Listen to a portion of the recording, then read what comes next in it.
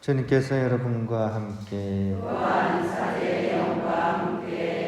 루카가 전한 거룩한 복음입니다. 그때 예수님께서는 비유 하나를 말씀하셨다. 예수님께서 예루살렘에 가까이 이르신 데다 사람들이 하느님의 나라가 당장 나타나는 줄로 생각하고 있었기 때문이다. 그리하여 예수님께서 이르셨다. 어떤 귀족이 왕권을 받아오려고 먼 고장으로 떠나게 되었다. 그래서 그는 종 10사람을 불러 10미나를 나누어 주며 내가 올 때까지 벌이를 하여라 하고 그들에게 일렀다. 그런데 그 나라 백성은 그를 미워하고 있었으므로 사절을 뒤따라 보내어 저희는 이 사람이 저희 임금이 되는 것을 바라지 않습니다 하고 말하게 하였다. 그러나 그는 왕권을 받고 돌아와 자기가 돈을 준 종들이 벌이를 얼마나 하였는지 알아볼 생각으로 그들을 불러오라고 분부하였다. 첫째 종이 들어와서 주인님의 한 미나로 10미나를 벌어들였습니다 하고 말하였다. 그러자 주인이 그에게 일렀다. 잘하였다 착한 종아. 내가 아주 작은 일에 성실하였으니 10고을을 다스리는 권한을 가져라. 그 다음에 둘째 종이 와서 주인님의 한 미나로 5미나를 만들었습니다 하고 말하였다. 주인은 그에게도 일렀다. 너도 5고을을 다스려라. 그런데 다른 종은 와서 이렇게 말하였다. 주인님의 한 미나가 여기에 있습니다. 저는 이것을 수건에 싸서 보관해 두었습니다. 주인님께서 냉혹하신 분이어서 가져다 놓지 않은 것을 가져가시고 뿌리지 않은 것을 거두어 가시기에 저는 주인님이 두려웠습니다. 그러자 주인이 그에게 말하였다. 이 악한 종아, 나는 내 입에서 나온 말로 너를 심판한다. 내가 냉혹한 사람이어서 가져다 놓지 않은 것을 가져가고 뿌리지 않은 것을 거두어 가는 줄로 알고 있었다는 말이냐? 그렇다면 어찌하여 내 돈을 은행에 넣지 않았더냐? 그리하였으면 내가 돌아왔을 때 내 돈에 이자를 붙여 되찾았을 것이다. 그리고 나서 곁에 있는 이들에게 일렀다. 저자에게서 그 한 미나를 빼앗아 10미나를 가진 이에게 주어라. 그러자 그들이 주인에게 말하였다. 주인님, 저희는 10미나나 가지고 있습니다. 내가 너희에게 말한다. 누구든지 가진 자는 더 받고 가진 것이 없는 자는 가진 것마저 빼앗길 것이다. 그리고 내가 저희들의 임금이 되는 것을 바라지 않은 그 원수들을 이리 끌어다가 내 앞에서 처형하여라. 예수님께서는 이 말씀을 하시고 앞장서서 예루살렘으로 오르는 길을 걸어가셨다. 주님의 말씀입니다. 평안을 빕니다. 제가 앞머리 좀 어때요? 앞머리 괜찮아 보입니까? 앞머리가 이게 지난번에 이발소를 갔는데 그 아저씨가 좀 사람이 좀 이렇게 주인이 바뀌신 것 같더라고요. 그러고 나서 이제 왔는데 처음에는 잘 몰랐는데 좀 이렇게 지나고 보니까 이게 머리가 뾰족하게 여기 독수리처럼 이렇게 나왔어요. 그래서 좀 이상하더라고요. 그래서 아침에 제가 가위를 잘랐어요. 근데 자르고 나니까 좀 이상한 거예요. 옆에서 또 나와, 옆에서 또 잘랐어요. 그래서 지금 호수비가 된 건지 제가 그거를 안 봐서 확인을 못 하는데 괜찮습니까? 같은 가위를 쓰는데 왜 이렇게 다른지 모르겠어요. 그죠? 같은 가위인데 어떤 분은 능숙하게 잘 하시는 분이 있고 진짜 잘 하시는 분은 당장이 아니라 자르고 나서 한 보름이나 한 달 정도 지났을 때 모양을 좀 보면서 자르는 분, 이분은 잘하는 분이에요. 근데 처음 했을 때 괜찮아 보이는데 한 달 정도 지났을 때 이제 실력이 나오는 거죠.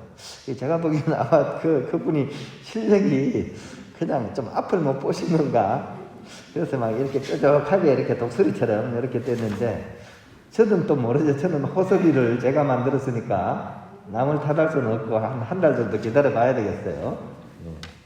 같은 가위를 다루는데 이렇게 다른 것 같아요. 혹시 아버지라는 단어를 들었을 때 여러분 어떤 느낌이 드세요? 아버지. 같이 한번 해볼까요? 시작. 아버지. 한 번 더. 내 마음 안에서 어떤 느낌이 다가오는지 한번 느껴보시기 바랍니다. 시작. 아버지. 왠지 따뜻하고 푸근하고 마음이 편해지는 느낌이 드시는 분. 옆 사람 눈치 보지 말고요. 남 눈치 보는 게 내 안의 느낌이니까. 손 내리시고요. 왠지 두렵고 움츠러들고 그러신 분. 여기 없습니까? 실수로 손 드신 분도 있어요. 그죠? 근데 안타깝게도 그죠? 이 아버지의 이 단어를 통해서 이렇게 어두운 느낌을 가지신 분들이 생각보다 많습니다. 아버지라는 단어 들으면 어떻게 보면 그죠? 이제 어릴 때 아버지가 막 너무 엄하시거나 너무 이렇게 간섭하시거나 또 막 가정에서 막 너무 건의만 내세우면서 막 이렇게 굉장히 힘들게 하신 분을 아버지로 이렇게 체험하신 분은 좀 왠지 아버지라는 단어 자체가 부드럽고 따뜻하지가 않고 왠지 두렵고 움츠러들고 싶은 그런 느낌을 가지는 경우가 많고, 이 어두운 것이 자기 인생에 굉장히 큰 영향을 미칩니다. 특히 신앙관에도 큰 영향을 미쳐요. 하늘에 계신 우리 아버지 하면 왠지 이 단어가 나올 때마다 하느님을 향한 그런 사랑하고자 하는 그런 마음이 싹 사라져버리고 왠지 두려운 느낌이 드는 분들이 의외로 많습니다. 그리고 실제로 그런 신앙관을 가진 사람은 인생 자체가 굉장히 무겁고 어두운 경우가 많습니다. 오늘 복음 속에 미나 이야기 나오죠, 그죠? 그래서 이제 한 미나 두 미나 이렇게 하는데 이게 아마 노동자들의 그런 노임이라 그러죠, 그죠? 노임을 사실 미나로 이렇게 정하는 거죠. 한 미나는 100데나리온이라고 부릅니다. 100데나리온. 데나리온은 한 사람이 이제 일을 해가지고 하루에 받는 하루 임금이에요. 그러니까 한 미나는 100데나리온이니까 한 100일치 정도의 그런 이렇게 임금을 얘기하는 거죠. 품삯을 얘기하는 겁니다. 이제 이 미나를 이제 주인이 이제 공평하게 나눠주고 나서 이 미나를 이제 어떻게 하는지를 이제 본 거죠, 그죠? 그리고 이제 그것을 준 임금님, 즉 주인님께서 다시 돌아와서 그거를 확인해 보는 겁니다. 확인해 보는 거. 그런데 이제 각 사람이 어떤 그런 능력에 따라 이제 미나를 준 것 같아요. 그래서 한 사람한테는 이제 10미나를 주고, 그죠? 또 한 사람은 5미나를 주고, 한 사람한테는 1미나를 이제 준 거죠.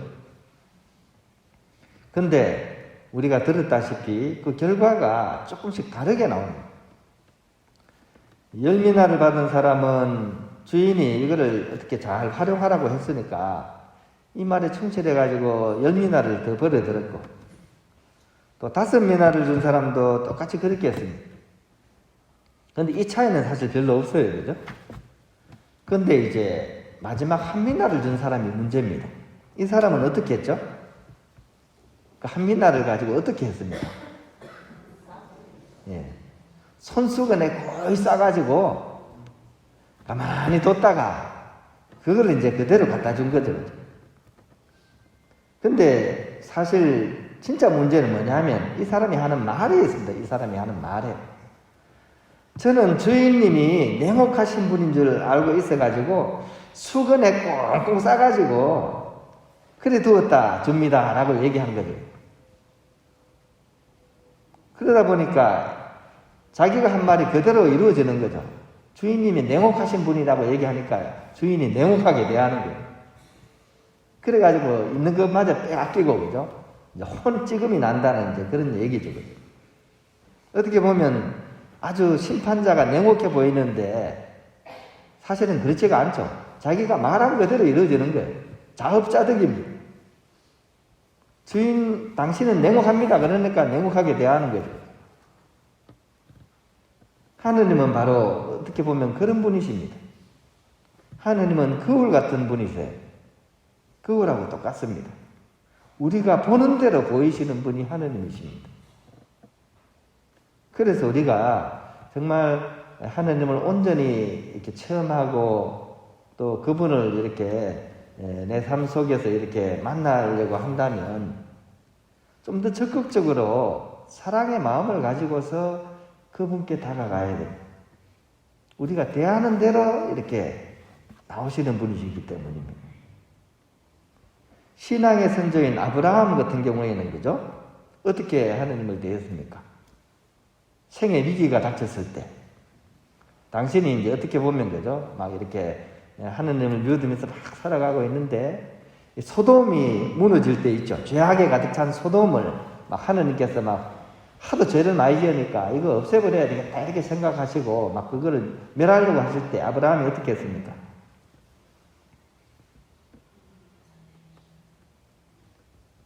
당신은 의인들도 여기서 껴 있는데 그 사람들도 죄인들과 같이 그렇게 죽이시렵니까? 라고 하느님한테 얘기합니다. 그런 일은 당신께 어울리지 않습니다. 이렇게 얘기합니다. 그래서 결과가 어떻게 되나요? 아브라함의 혼적음 납니까? 아브라함의 혼적음 나는 게 아니죠. 하나님께서 당신의 뜻을 거두신다고 얘기합니다. 또 모세는 어떻게 합니까? 모세가 이렇게 막 이스라엘 백성을 이끌고 이렇게 광야로 나왔을 때 백성들이 하나님 말씀 잘 들었나요? 아주 고집 피우고 막 옛날 그 노예살이 하던 때 막 그리워하면서 그죠? 막 왜 우리를 여기로 끌고 왔냐? 불평불만에다가 나중에는 어떻게 합니까? 송아지 만들어가지고 수송아지 막 만들어가지고 거기다 막 경배하고 절하고 난리법석을 피웠잖아요. 이거 보고 기가 막히시니까 하나님께서 벌을 막 벌하시려고 했죠. 그때 모세가 어떻게 했나요? 어찌하여 이집트 사람들이 그 봐라 이스라엘 놈들 끌어내어 산에서 죽여서 하나도 남지 않게 했구나 라고 말하게 하려고 하십니까? 그러면서 이제 이렇게 막 그 징벌하시려는 한 팔을 붙잡고 못하게 말렸습니다. 결국 하느님께서는 그렇게 하려던 일마저도 거두어 버리셨죠. 그죠? 그래서 우리에게 이렇게 시사하는 바가 많습니다. 우리가 비록 마음속에 어두운 아버지상을 가지고 있더라도, 그죠? 뭐 이거는 뭐 내가 원한 건 아니었잖아요. 내가 이렇게 막 어린 시절 때 그런 엄한 아버지 밑에서 힘들게 자랐다고 하더라도 그것에 짓눌려서 계속 살아가서는 안 된다는 얘기죠. 어두운 아버지상이 있더라도 그것을 극복해 나갈 수 있도록 우리는 노력을 해야 됩니다. 하느님은 우리 모두의 참된 아버지이시고 그분은 사랑에 충만하신 사랑 그 자체이신 분이십니다. 어머니가 젖먹이를 잊어도 나는 결코 너를 잊지 않으리 하는 그런 하느님 아버지의 그런 사랑 표현을 우리가 듣지 않았습니까? 바로 그런 분을 우리가 사랑하고 누릴 수 있도록 우리가 가지고 있던 그런 아버지상을 좀 바꿔봤으면 좋겠습니다. 빡세게 열심히 사는 사람은 노력하는 사람을 당할 수 없고 또 열심히 노력하는 사람은 즐기고 누리는 사람을 결코 못 당한다는 얘기가 있습니다. 우리는 그런 하느님에 대해서 누리는 인생, 하느님 사랑을 이렇게 즐기는 그런 인생, 그런 행복한 인생을 우리가 이렇게 살아갈 수 있었으면 좋겠습니다. 그러기 위해서 오늘 하루 나의 그런 아버지상을 다시 한번 성찰해 봤으면 좋겠습니다. 그리고 그거는 이제 그렇게 좋은 게 아니니까 그 어두운 아버지상이 있다면 이것을 다 놓아버리고 이제는 이 나를 누구보다도 사랑하시는 하느님 아버지 상으로서 좀 우리가 좀 바꿔갈 수 있었으면 좋겠습니다. 그리고 실제로 하느님은 그러한 분이시고요. 우리가 그런 하느님을 생각할 때 당신은 우리 마음속에 그런 당신을 보여주신다는 것, 그것을 꼭 기억했으면 좋겠습니다.